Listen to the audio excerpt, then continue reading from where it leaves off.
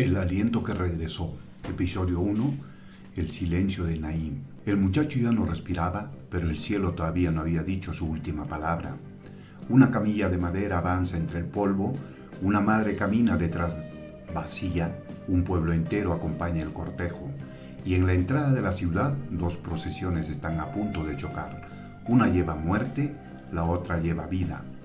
¿Qué ocurre cuando el dolor de una mujer anónima se convierte en el escenario de un milagro que desafía la historia? Hoy viajamos a un pequeño pueblo olvidado del siglo I para descubrir cómo una tragedia privada cambió para siempre la esperanza de millones. Estamos en Naín, una aldea agrícola en la región de Galilea, bajo dominio del Imperio Romano, alrededor del año 30 de nuestra era. El emperador gobierna desde Roma. El tetrarca Herodes Antipas controla Galilea, los campesinos pagan impuestos dobles, la vida es frágil, la muerte frecuente, y en este lugar olvidado por la política y por los poderosos vive una viuda, sin esposo, sin herencia, sin protección, y ahora sin hijo. El último sostén. El sol apenas asoma sobre las colinas de Galilea. Naín despierta lentamente, mujeres amasan pan, hombres preparan herramientas, niños corren entre cabras. Pero en una casa de piedras al extremo del pueblo, el aire no huele a pan, huele a enfermedad. Una mujer se inclina sobre un joven tendido en una estera, su único hijo, su único futuro, su única defensa ante el hambre. El muchacho respira con dificultad, la fiebre lo consume. No hay médicos en Naín, no hay recursos, solo plegarias susurradas al Dios de Israel. La madre moja un paño en agua, lo coloca sobre su frente. Resiste, hijo, por favor. Pero la fiebre no escucha súplicas. ¿Puede una madre negociar con la muerte? Ella ya ha enterrado a su esposo, recuerda el día, recuerda el polvo, recuerda el silencio después del entierro.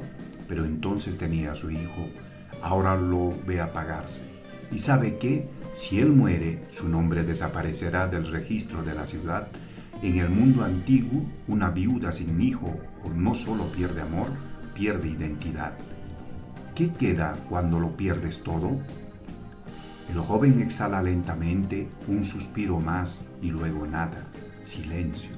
Un silencio tan profundo que parece romper el aire. La madre no grita al principio, solo se queda inmóvil, como si el alma también hubiera salido de su cuerpo. ¿Dónde está Dios cuando el aliento se detiene? Las vecinas llegan, el cuerpo es lavado con agua fresca, envuelto en lienzos sencillos. No hay ataúd. En la tradición judía del siglo I, el entierro ocurre el mismo día. El tiempo no espera, la muerte no espera y el duelo tampoco. El cortejo avanza hacia la salida del pueblo, hombres cargan la camilla, mujeres lloran en voz alta, como dictaba la costumbre.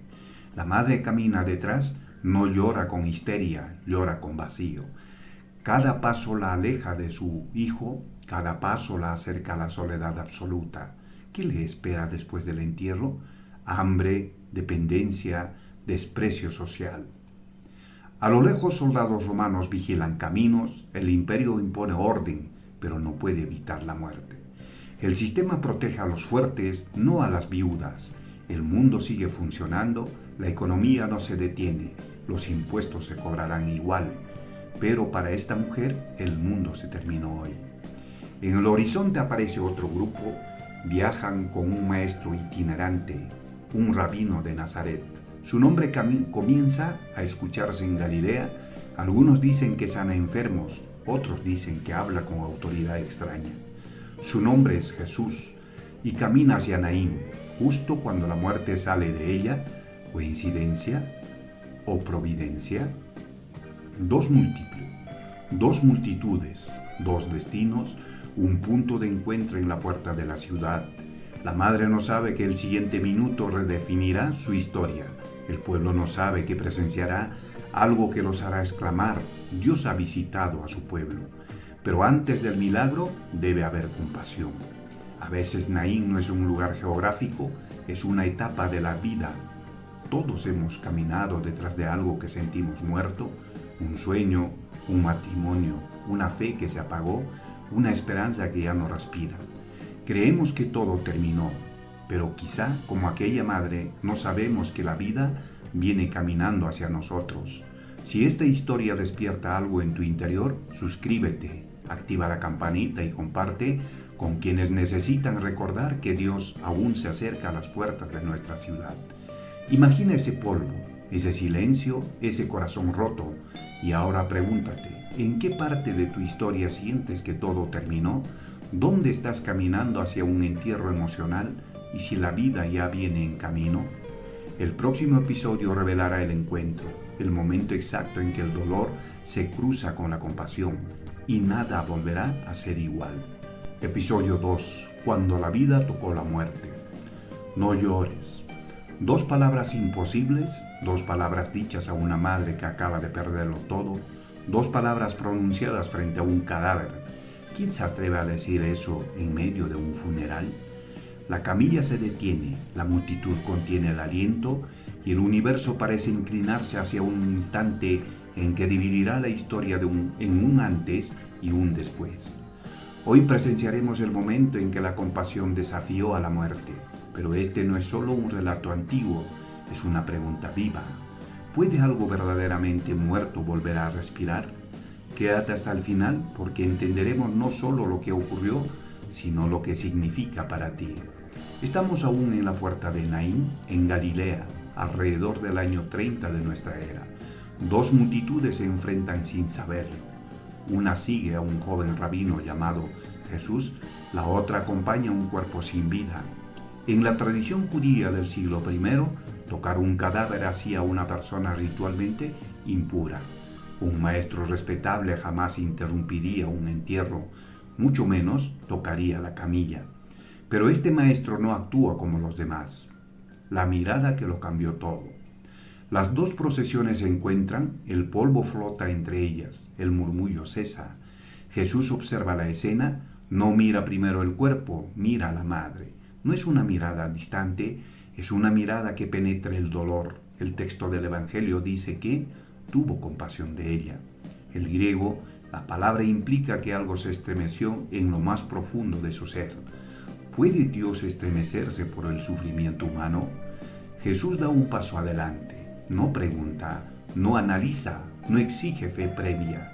Se acerca directamente a la mujer, no llores.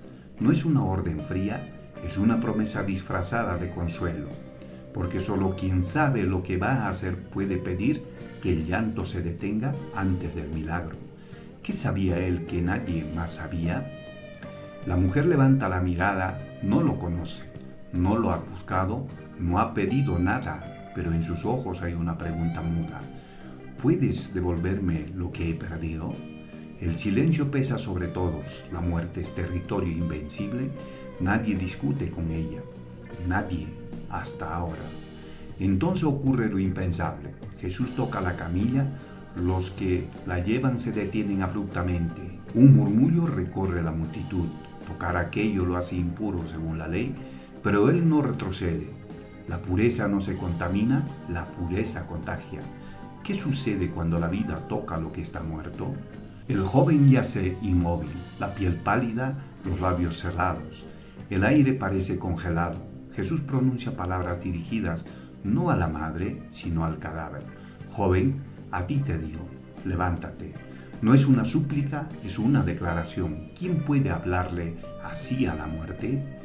Un dedo se mueve, luego otro. El pecho se expande. El joven se incorpora. Habla, habla. La multitud retrocede, algunos caen de rodillas, otros gritan. La madre no grita, corre, lo abraza. Lo toca como si temiera que vuelva a desaparecer. El llanto cambia de tono. Ya no es duelo, es asombro. Jesús lo entrega a su madre, el gesto es simple pero profundo. No solo devolvió la vida, devolvió identidad, devolvió dignidad, devolvió futuro. En una cultura donde una viuda dependía de su hijo para sobrevivir, este acto no fue solo emocional, fue social, fue económico, fue restaurador. ¿Qué clase de reino está inaugurando este hombre? La multitud estalla, un gran profeta se ha levantado entre nosotros. Dios ha visitado a su pueblo. No dicen un mago, no dicen un sanador, dicen, Dios nos ha visitado. En el Antiguo Testamento, el profeta Elías resucitó al hijo de otra viuda siglos atrás, pero ahora, en el año 30 de nuestra era, algo mayor que Elías está aquí. La compasión no vino desde el cielo distante, caminó por el polvo de Naín. La muerte no tuvo la última palabra, pero esta no sería la última vez que Jesús se enfrentaría a ella. El rumor que se expande. La noticia corre como fuego desde Naín hasta Cafarnaúm, desde aldeas agrícolas hasta caminos comerciales. En una región oprimida por Roma y por la desesperanza, el rumor trae algo distinto, esperanza tangible. Si puede levantar muertos, ¿qué más puede hacer? Jesús no se queda para celebrar, sigue caminando, como si el milagro fuera natural para él, como si restaurar vidas fuera parte de su respiración, pero cada paso lo acerca a un destino mayor, porque quien desafía la muerte, inevitablemente la enfrentará de nuevo. ¿Será la muerte capaz de contraatacar? Tal vez tú no has perdido a un hijo, pero has perdido algo. Tal vez tu fe ha estado envuelta en lienzos, tal vez en tu esperanza ha sido cargada hacia un entierro emocional, y Jesús no espera que lo busques perfecto. Él se acerca en medio del duelo. La pregunta es, ¿le permitirás tocar lo que tú ya declaraste perdido? Si esta historia está despertando tu corazón, compártela, suscríbete, activa la campanita. Hay personas caminando hacia un entierro que necesitan saber que la vida todavía camina hacia ellas. Imagina el momento exacto en que el pecho volvió a expandirse, el instante en que el silencio fue roto por una voz que obedeció. Ahora pregúntate, ¿qué parte de tu vida necesita escuchar? Levántate. ¿Crees que es demasiado tarde? ¿Y si el mismo que habló en Naín todavía habla hoy? Episodio 3. El eco del milagro. Si puede levantar a un muerto, ¿quién es realmente este hombre? La pregunta no nació en Naín, nació en el miedo de los líderes, en la esperanza de los pobres, en la duda de los discípulos. Un joven volvió a respirar, pero ahora toda Galilea contiene el aliento. ¿Por qué cuando la muerte es desafiada, el poder establecido comienza a temblar? A este episodio no veremos solo un milagro, veremos sus consecuencias. Descubriremos cómo un acto de compasión desató preguntas que nadie podía ignorar y cómo la identidad de Jesús comenzó a revelarse con una claridad que incomodó a muchos y salvó a otros. Quédate hasta el final porque el verdadero significado del milagro apenas empieza a entenderse. Estamos en Galilea, bajo el gobierno de Herodes Antipas, alrededor del año 30 de nuestra era. El Imperio Romano controla la región. La religión oficial del pueblo judío está liderada por fariseos, escribas y sacerdotes del templo en Jerusalén. En ese contexto, los milagros no son solo eventos espirituales, son declaraciones políticas, son señales mesiánicas. Y levantar a un muerto es una señal que no puede ignorarse, el rumor que sacude. El mercado bulle, entre canastas de higos y vasijas de aceite, el tema es uno solo. En Naín, un joven muerto se sentó, habló. Las voces se superponen. En un mundo sin imprenta, sin pergaminos accesibles al pueblo, la noticia viaja de boca en boca y cada repetición la vuelve más poderosa. ¿Es un profeta? ¿Es el Mesías esperado? ¿O algo más? Incluso los discípulos caminan en silencio. Han visto enfermos sanar, han visto demonios huir, pero esto es distinto. Uno de ellos murmura, ni siquiera Elías habló así, porque siglos atrás el profeta Elías oró intensamente antes de que un niño volviera a la vida. Aquí no hubo oración larga, no hubo ritual, solo una orden, levántate. ¿Quién tiene autoridad para ordenar a la muerte? En Naín la madre no duerme, observa a su hijo respirar. Cada inhalación es un milagro continuo. El joven también está en silencio. Ha cruzado una frontera invisible. No describe lo que vio, no habla del más allá, pero sus ojos tienen profundidad nueva. Como alguien que estuvo al borde de lo eterno, ¿cómo se vive después de haber muerto? En otros lugares la reacción es distinta. Algunos líderes religiosos escuchan el relato con escepticismo, exageraciones del pueblo, emoción colectiva, necesitamos pruebas. Porque si el pueblo comienza a creer que Dios ha visitado a su gente fuera del templo, la estructura de poder se tambalea. El milagro no solo levanta muertos, desestabiliza sistemas.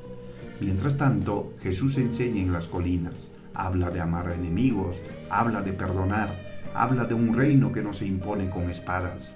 Pero ahora sus palabras pesan más, porque quien venció a la muerte no habla como filósofo, habla como autoridad.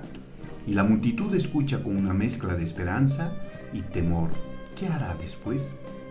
La duda y la revelación. A kilómetros de allí, en una prisión oscura, otro hombre escucha rumores.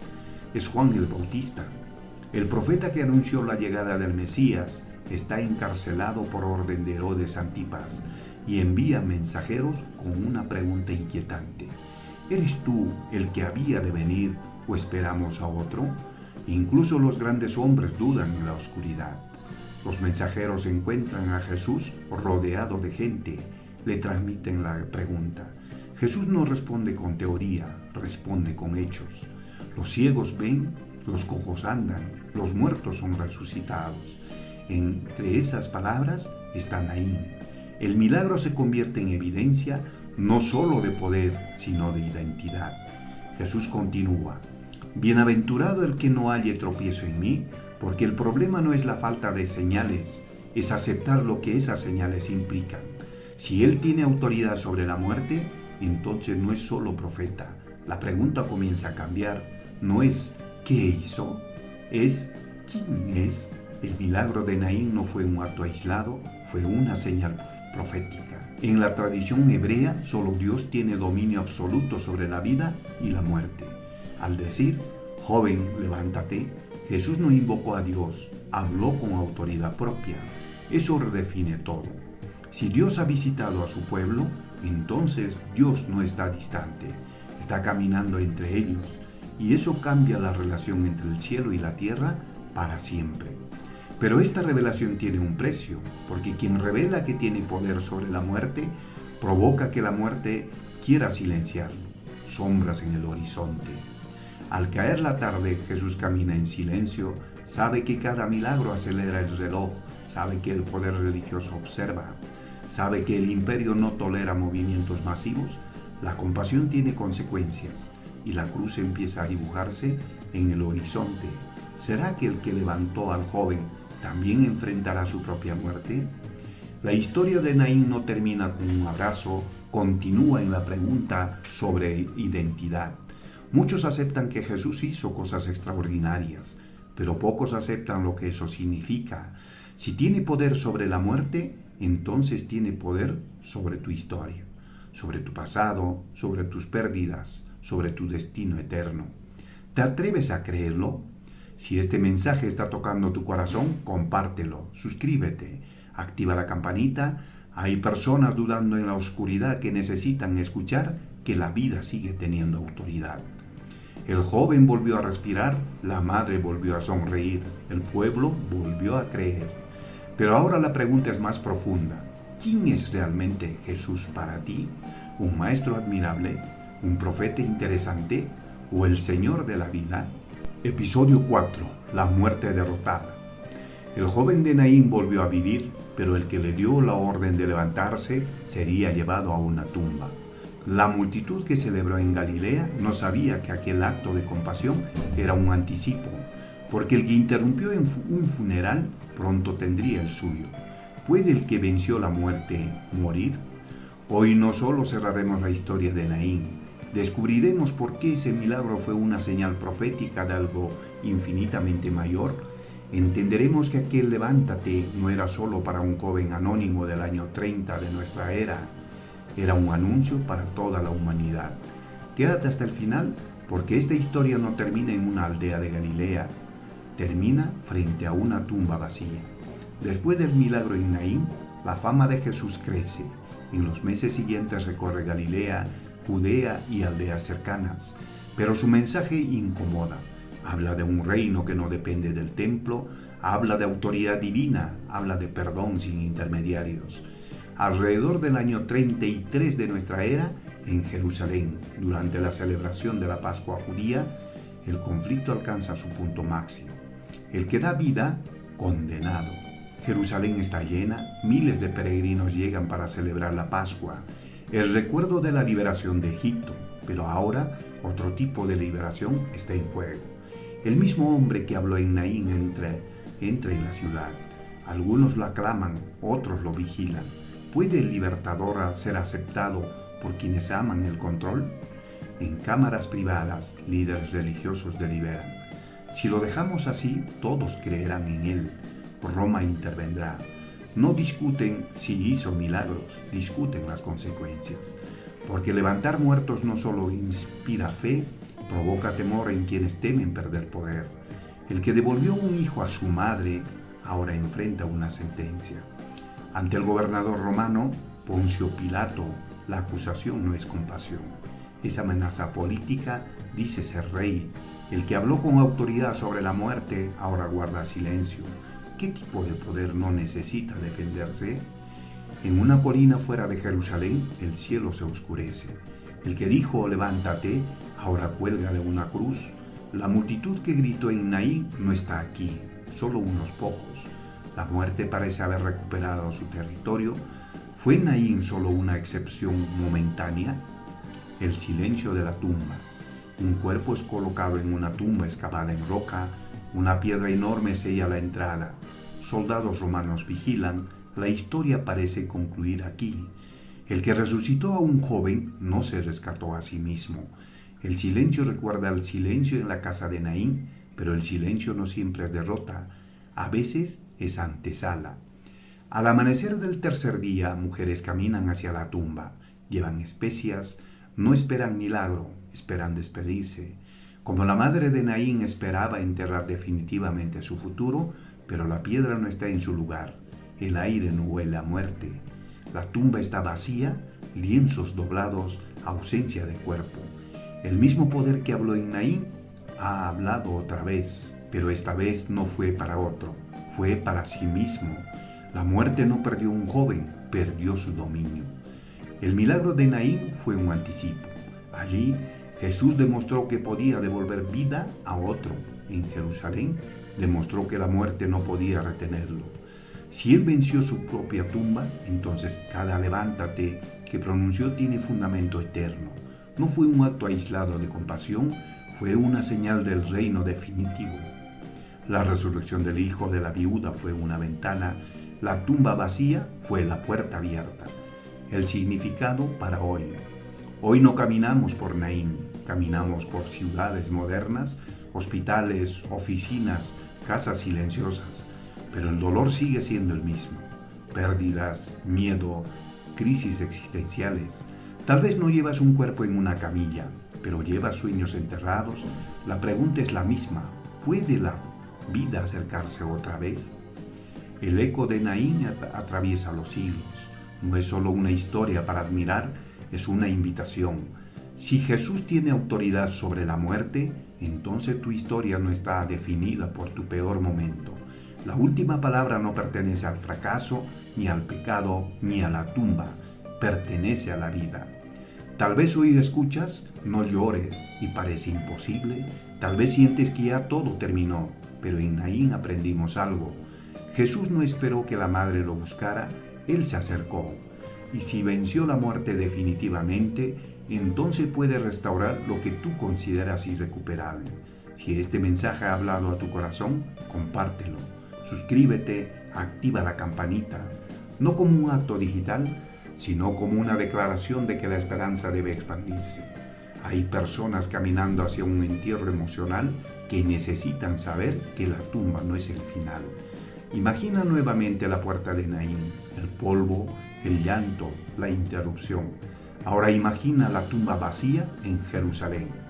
2 escenas, un mismo poder, y tú, ¿dónde estás separado de Dios? ¿Qué parte de tu historia aún crees que está sellada con piedra? ¿Te atreverías a escuchar hoy la misma voz que dijo, joven, levántate? Porque quizá ese llamado siempre fue para ti.